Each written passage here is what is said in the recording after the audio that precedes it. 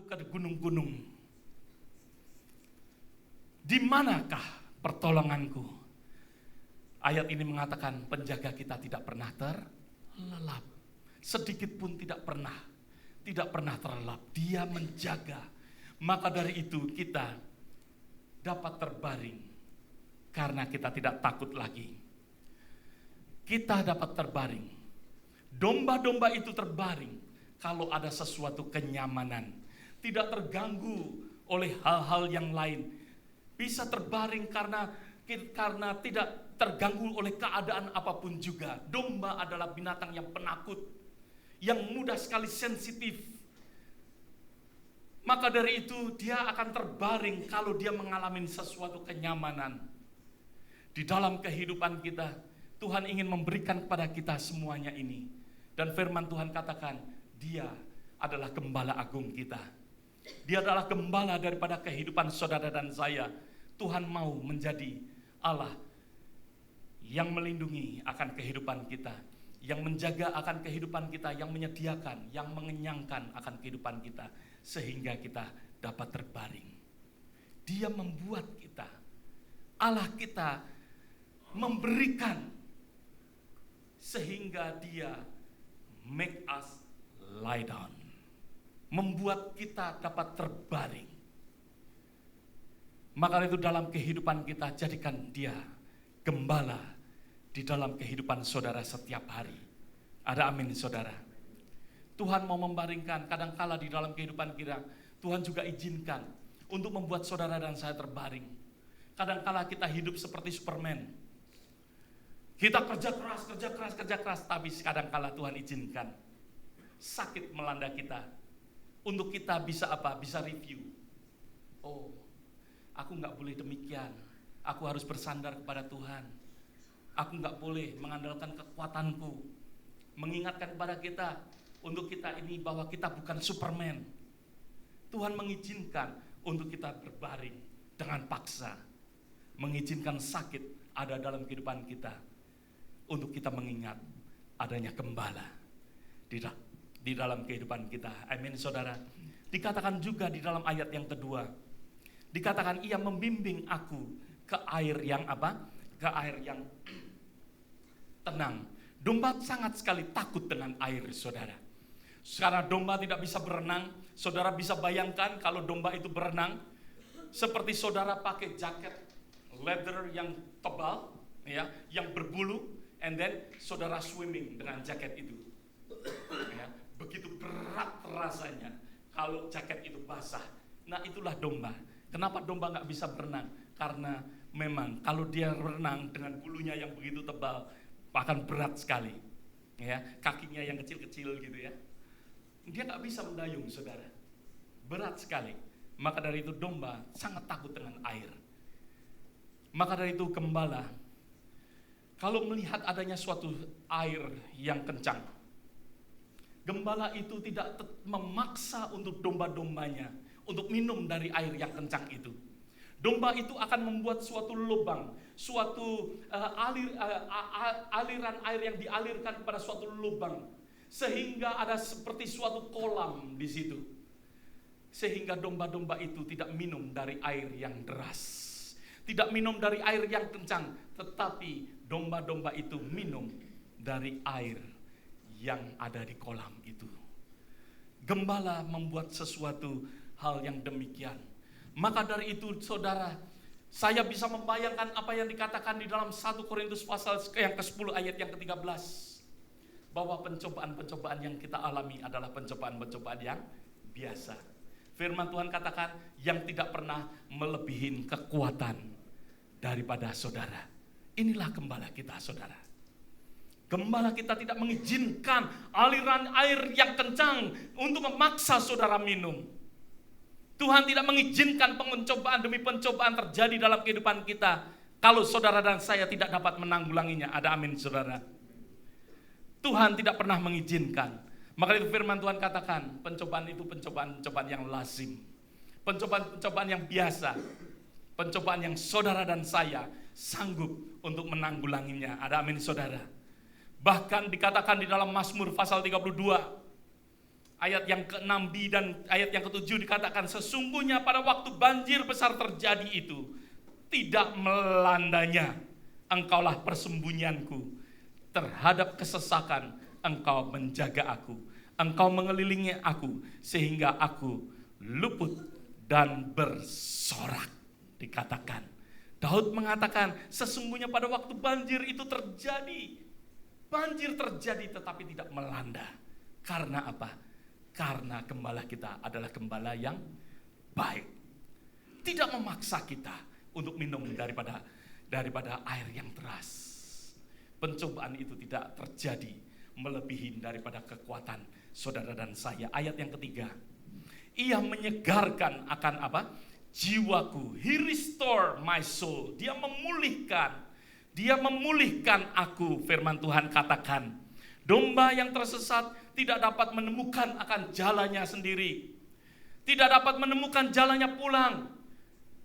Maka dari itu gembalalah yang memulihkan domba-domba yang tersesat, sehingga domba-domba itu dapat pulang ke rumahnya kembali. Ada suatu ilustrasi saudara, suatu drama yang mana ada seorang anak kecil. Dia begitu arguing dengan orang tuanya pada saat itu di Yerusalem. Dia berkata kepada orang tuanya, karena orang tuanya seorang tukang kayu. Orang tuanya mendapatkan suatu tender yang besar daripada kerajaan Romawi, yang mana kerajaan Romawi memerintahkan kepada tukang kayu ini, kepada ayahnya, memerintahkan untuk membuat salib-salib.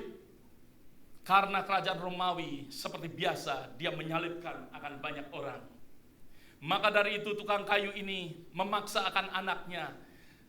Dia membayangkan sesuatu keuntungan yang besar yang akan didapatkan. Dan anak ini menggerutu, dia tidak mau membuat suatu salib, karena salib merupakan suatu simbol daripada kutukan. Anak ini dengan terpaksa membuat akan salib-salib itu. Dan satu saat di dalam drama yang selanjutnya, anak ini digambarkan bahwa anak ini sedang menangis. Dia berteriak menangis, dan orang tuanya, ayahnya melihat akan anak ini. Dan ayahnya begitu marah, dan dia berkata, kenapa kamu menangis? Dia katakan, Yesus yang sering kita dengarkan, dia memikul salib yang aku buat. Ayah ini mengatakan, no, banyak tukang kayu yang membuat salib-salib itu untuk kerajaan Romawi. Itu bukan salib yang kamu buat. Dia katakan, no daddy, ini salib yang aku buat.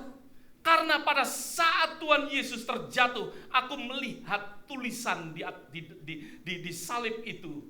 Namaku aku tuliskan di salib yang dipikul oleh Tuhan Yesus.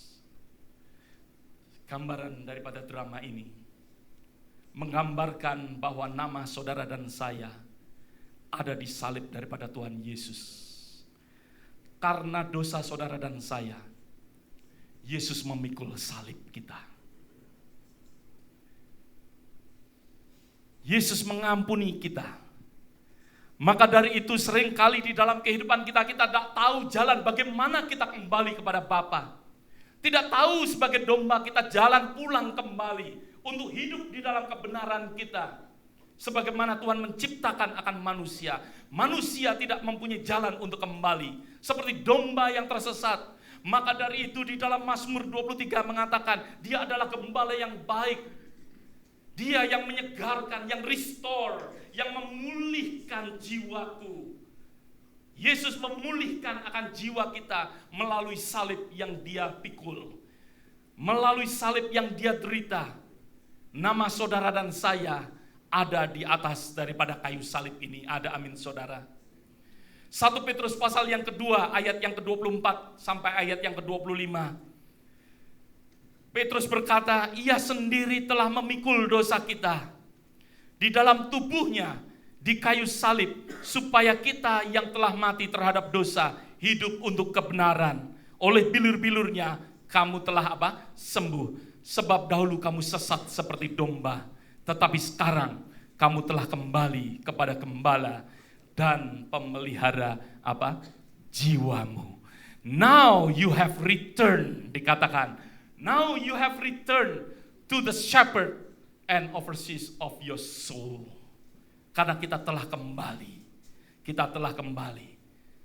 Yesus yang memikul salib dikatakan, ia sendiri telah memikul salib. Kita dalam tubuhnya di kayu salib, supaya kita yang telah mati terhadap dosa, hidup untuk kebenaran. Suatu alasan kenapa kita harus mengucap syukur. Karena kebutuhan kita dipenuhi oleh Tuhan. Ada amin saudara. Kebutuhan saudara dan saya dipenuhi oleh Tuhan. Maka dari itu biarlah kita mengucap syukur kepada Tuhan. Mengucap syukur kepada Tuhan. Kebutuhan jasmani dipenuhi oleh Tuhan. Dan pada saat kita pun sebagai domba yang tidak tahu bagaimana kita harus pulang. Tapi Yesus membawa kita kembali pulang kepada Bapa. Ada amin saudara. Dia adalah gembala yang baik. Kebutuhan saudara dan saya dipenuhi oleh Tuhan. Yang kedua secara cepat. Dalam menghadapi maut, gembala yang baik melindungi kita dari apa? Dari iblis. Ayat yang keempat. Ya. Dalam menghadapi maut, dalam menghadapi kematian. Ya. Ayat ini sering mungkin tidak diperjelas. Tetapi saya ingin untuk mengatakan kepada saudara dan saya, ya, untuk kita jangan takut mati. Jangan takut menghadapi maut. Ada amin saudara. Ayat ini mengatakan, sekalipun aku berjalan dalam lembah kekelaman, dikatakan, aku tidak takut apa? Bahaya. Sekalipun, even though I walk through the valley of the shadow of apa? Death, dikatakan, aku tidak takut bahaya. Takut akan maut, takut akan kematian sering mengganggu kehidupan kita. Ada amin. Mengganggu akan kehidupan setiap daripada manusia. Takut akan kematian mengganggu. Memang hal ini saya percaya sesuatu desain yang Tuhan sudah nyatakan kepada semua manusia, sehingga manusia kembali kepada Tuhan, supaya tidak ada ketakutan lagi di dalam hidupnya. Saudara dan saya dikatakan di dalam ayat ini, sekalipun aku berjalan, sekalipun saudara dan saya berjalan dalam lembah kekelaman, tidak takut akan bahaya. Tidak takut akan bahaya. Ibrani pasal yang kedua. Mari kita buka bersama-sama. Ibrani pasal yang kedua. Ayat yang ke-15.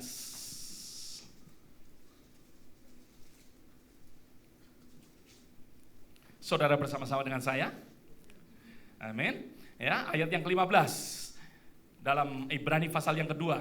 Dan supaya dengan jalan demikian, ia membebaskan mereka yang seumur hidupnya berada dalam perhambaan oleh karena takutnya kepada apa? Maut. Ya. Supaya dengan jalan demikian, jalan apa? Jalan kematian Yesus Kristus. Supaya orang yang hidupnya seumur hidupnya di dalam perhambaan takut akan maut. Takut apa nanti yang akan terjadi di dalam kehidupan setelah kehidupan ini. Berapa banyak akan menuju ke sana saudara? Setiap daripada kita nggak usah angkat tangan. Karena nggak ada satupun. Amin. Tetapi firman Tuhan katakan, dengan kematian Yesus, justru ya, saudara dan saya tidak takut lagi. Karena apa? Karena disitulah perhambaan daripada takut akan maut itu, ya kita dibebaskan. Sudah tidak ada takut itu lagi, tidak ada ketakutan itu lagi. Karena apa? Gembala kita bersama dengan kita. Ada amin saudara. Berapa banyak percaya katakan amin?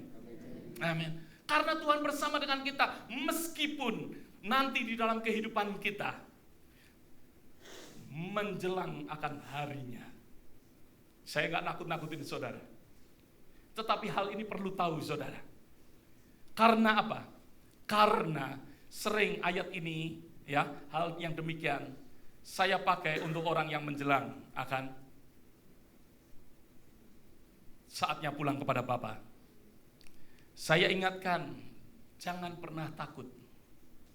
Nanti pada satu saat, ya, mungkin saat yang terakhir iblis berusaha untuk mencobai,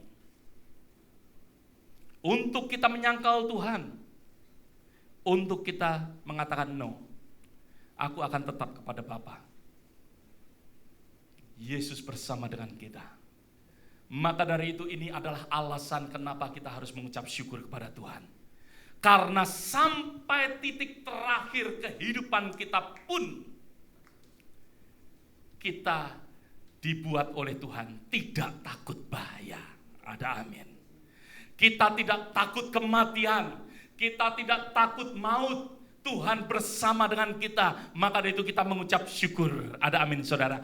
Ada seorang anak kecil, first grader, dia di hadapan kelasnya, dia katakan, aku nanti kalau sudah besar, aku mau jadi pawang, akan harimau. Harimau yang mengaum-ngaum, aku tidak takut. Ya, aku akan berjalan dekat kandang singa, aku akan mengeluarkan singa, aku tidak takut, dia katakan. Aku tidak takut, tapi terhabis itu dia berpikir, mamiku akan bersama dengan aku. Dalam kehidupan kita juga sama. Kita tidak akan takut karena Tuhan bersama dengan kita. Ada amin, saudara. Karena Yesus bersama dengan saudara dan saya, dia adalah gembala yang baik. Maka dari itu kita akan mengucap syukur senantiasa kepada dia. Ada amin, saudara. Bahwa sampai saat kita menghadapi titik akhir daripada kehidupan ini, gembala kita berjanji tetap terus melindungi kita. Kita tidak takut bahaya. Kita tidak takut bahaya. Yang ketiga, yang terakhir, yaitu gembala yang baik menjanjikan akan hidup yang kekal. Menjanjikan akan hidup yang kekal. Kehidupan saudara dan saya, yang seharusnya saudara dan saya binasa di dalam pengadilan daripada Tuhan. Seharusnya saudara dan saya memikul akan salib kita, kalau saya boleh katakan. Saudara dan saya memikul akan hukuman-hukuman yang karena pelanggaran saudara dan saya.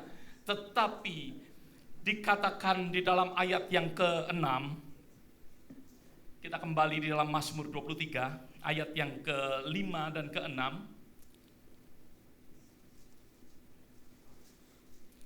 Dikatakan, engkau mengurapi kepalaku dengan minyak, pialaku penuh melimpah, kebajikan dan kemurahan belaka akan mengikuti aku seumur hidupku. Kebajikan dan kemurahan belaka akan mengikuti aku seumur hidupku.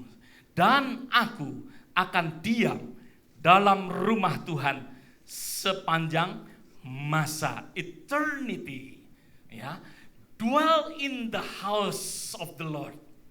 Kita tinggal di rumah Tuhan selamanya. Tuhan menjanjikan akan kehidupan yang kekal pada saat kita ini yang seharusnya binasa. Tetapi di dalam pengadilan Tuhan, Tuhan menjadi pembela daripada kita. Untuk kita tidak yang seharusnya masuk di tempat yang lain, penghukuman yang kekal. Tetapi karena Yesus, dia mempersilahkan untuk ada di tempat yang lain, di dalam kehidupan untuk selama-lamanya. Karena dia adalah gembala kita. Maka dari itu kita harus mengucap syukur kepada Tuhan. Untuk berterima kasih kepada Tuhan. Karena eternity, karena kekekalan ada di dalam kehidupan saudara dan saya. Berapa banyak katakan amin.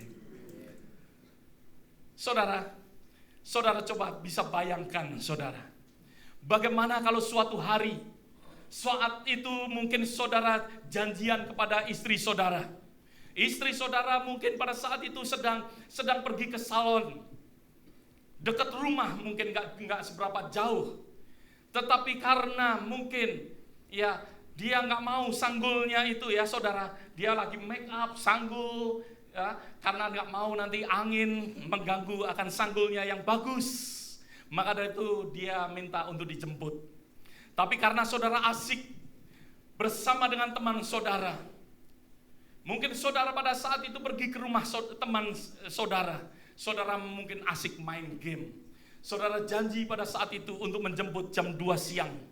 Tetapi ternyata saudara kelupaan sampai jam 4 siang saudara.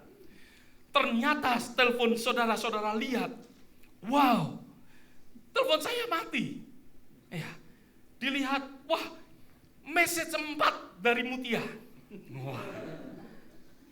Habis itu saya cepat-cepat telepon rumah. Telepon rumah, saya telepon tanya Kenny, Mami sudah pulang? Oh ya, Mami sudah pulang. Dad, you better not go home, Dad. Ya. Dia katakan, jangan pulang, Dad. Ya. Kenapa, Ken? Don't you see outside raining?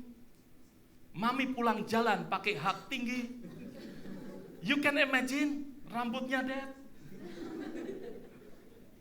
Basah kuyup. Saudara, tapi saya harus tetap pulang. Alasan apa yang saya akan buat? Kepala saya terbentur sehingga saya pingsan 2 jam? Atau mungkin saya diculik teroris 2 jam? Tidak ada alasan apapun juga. Saya harus pulang ke rumah. Begitu saya mau pulang ke rumah, tentunya saya dengan kepala menunduk. Saat saya menghampirin istri saya melihat sesuatu yang mengerikan. Karena pisau di sebelah kanan. Iya, dan centongan di sebelah. Pada saat saya melihat, saya katakan, Mutia, I'm sorry. Pada saat itu dia nggak marah dan dia katakan, kiss me. Apa yang saya lakukan? Tanpa saya mikir ada saudara di situ, saya akan kejar dia. Saya akan ciumin sampai habis. Bukankah demikian? Kalau saudara dan saya diampuni oleh Tuhan, amin. Saudara dan saya yang diampunin oleh Tuhan karena pelanggaran kita, karena kesalahan kita. Yesus katakan, I'll forgive you. Aku mengampuni engkau. Bukankah setiap minggu kita datang ke gereja, kita akan menghampirin Tuhan dan mencium akan Tuhan Yesus dengan pujian kita.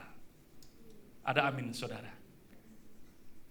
Di dalam kehidupan kita sering kita lupa sehingga kita tidak bisa mengucap syukur. Kita yang telah diampunin oleh Tuhan, maka itu kita layak untuk kita mengucap syukur kepada Dia. Karena kebutuhan saudara dan saya dipenuhin. Setiap kebutuhan saudara dan saya dipenuhin oleh Tuhan. Karena Tuhan sendiri ya yang mau untuk menjaga, melindungi kita bahkan sampai titik yang terakhir pun. Dia bersama dengan kita. Di dalam maut pun Tuhan bersama dengan kita. Dan bahkan Tuhan menyediakan eternity, kekekalan untuk kehidupan kita. Maka itu biarlah kita mengucap syukur kepada Dia. Amin, saudara. Mari kita tunduk kepala.